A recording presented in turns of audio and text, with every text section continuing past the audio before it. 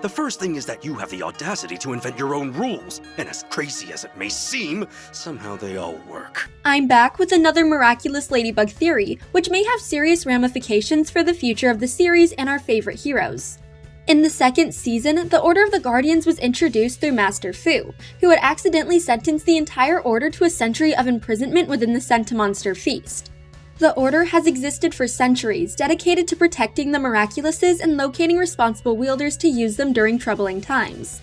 The Order is strict in how they manage the Miraculouses, and from everything we know about them so far, I can only assume they frown upon the activities happening in Paris. In today's video, I'll discuss everything we know about the Guardians, including how they will become secondary antagonists in the 6th season. If I still had my staff, I would hunt you down in no time! Fu! Alongside Marinette, the audience learns to view Master Fu as an authority figure for the Miraculouses.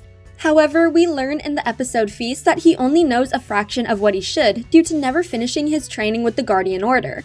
I fault the nature of his training as he was unwillingly taken from his home at a young age to begin rigorous training. Naturally, fasting for a day while in solitude wouldn't come naturally for a child who didn't want to become a Guardian in the first place. Fu ultimately succumbs to his hunger and uses the Peacock Miraculous to create a Centimonster, but the creature devours everything in its path, including the Guardians, the Miracle Boxes, and their temple. Fu barely escapes with his life and the Chinese Miracle Box, although he loses the Butterfly and Peacock Miraculouses in the process.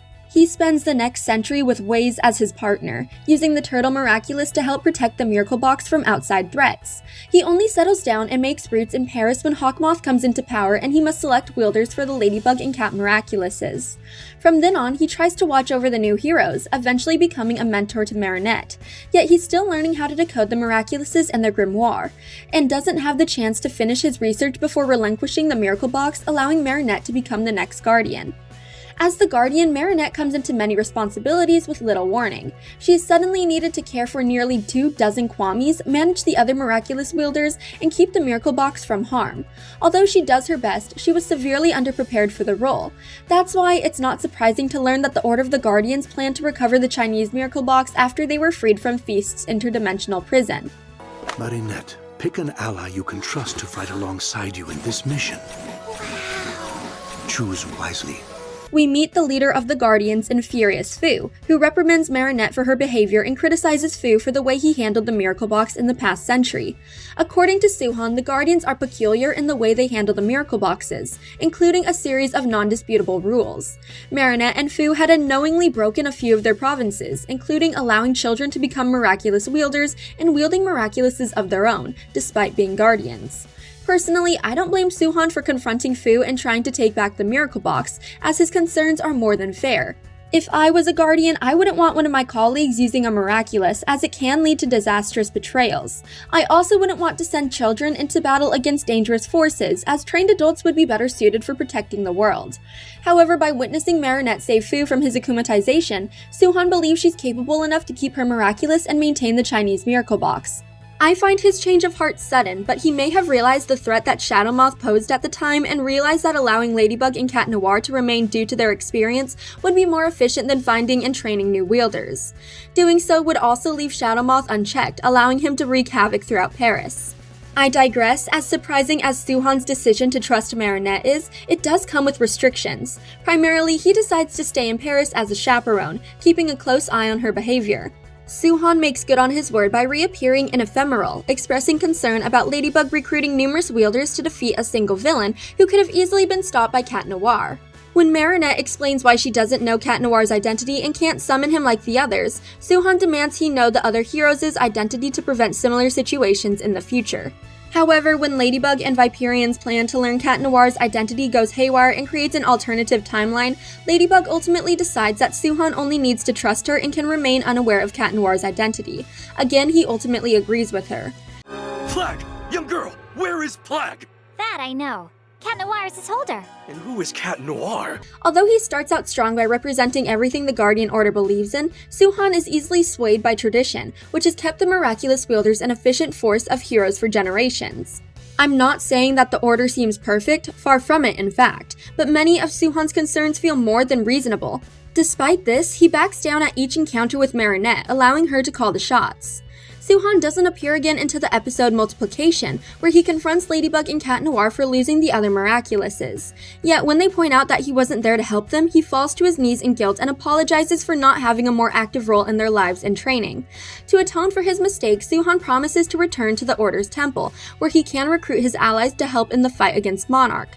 While he expects his venture to be successful, mainly because he's the confirmed leader of the Guardians, we're met with an unexplained twist during the season's finale. When Suhan reappears in Recreation, we find him in Brazil, fighting the Miraculized alongside Luca, Jagged Stone, Penny, and Fang. Each of them wear the traditional Guardian uniform and fight using Mirror Kung Fu, but there is no other formal Guardian in sight. The support Suhan had promised Ladybug and Cat Noir wasn't coming, and instead Suhan had turned to finding new recruits. However, his recruitment options directly oppose everything he stood for in Furious Fu. For starters, the Guardian chose children from a young age to join their ranks, which Jagged Stone and Penny are not. Secondly, Guardians are forbidden from wielding a Miraculous, but Suhan likely knows that Luca was Viperian. We later see that Luca reunites with Sass and doesn't relinquish his Miraculous. You used 9 Miraculous to defeat a single villain when Cat Noir could have just used his Cataclysm! I had to. While Suhan's journey throughout the 5th season remains a mystery, I find it alarming that not a single Guardian or new Miraculous wielder, other than Eagle, didn't appear to stand against the Miraculized, who threatened the entire world. If Suhan made it to the temple, it seems likely that the other Guardians questioned his failure to recover the Chinese Miracle Box, and how most of the Miraculouses now belong to a supervillain. Truthfully, I wouldn't be surprised if they refused to help him in favor of further protecting the remaining Miracle Boxes. They may have also elected a new Celestial Guardian, causing Suhan to fall down the ranks. From there, I believe it's likely that Suhan began the long journey back to Paris alone. However, he must have crossed paths with Luca and his family along the way. As Suhan was watching over Marinette, he likely learned about Luca knowing her secret identity and choosing to leave Paris to protect her and Cat Noir in migration. Luca is also one of the few Miraculous wielders that Suhan has met in person, as they interact in Ephemeral. Luca willingly leaving his home and loved ones behind to protect the remaining Miraculouses would make him the perfect recruit for the Order, something Suhan should have recognized even if he fell in favor with his fellow Guardians. As for Jagged Stone and Penny, Suhan may have recruited them due to his lack of allies, as the more people who know how to repel an Akuma, the better. Assuming Suhan has brought himself and Ladybug to the Order's attention, I wouldn't be surprised if they use the period of peace after Monarch's defeat to finally make their move. Some of them may abandon their solitude in the Tibetan mountains to march on Paris, planning to take the Chinese Miracle Box back by force. Although the Order is only trying to protect the Miraculouses, taking the Miracle Box would directly oppose the French superhero team, turning the Order into the narrative's secondary antagonist. I suppose so. But I'm warning you, if you don't succeed... I get it. Cat Noir will be replaced. So far, everything we know about the Guardians comes from Master Fu and Suhan, who had very different experiences with the Order. It's hard to say what they think of the recent chaos in Paris or if they condone the existence of teenage wielders.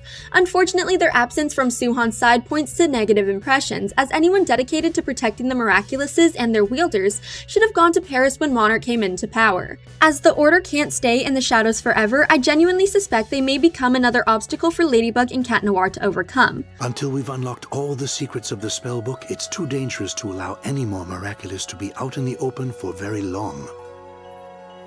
Thanks for watching. If you enjoyed this video, hit that like button, subscribe to our channel, and turn on notifications to stay updated on our uploads. Ladybug, you are the best Miraculous holder I've ever met. You made mistakes, but who hasn't?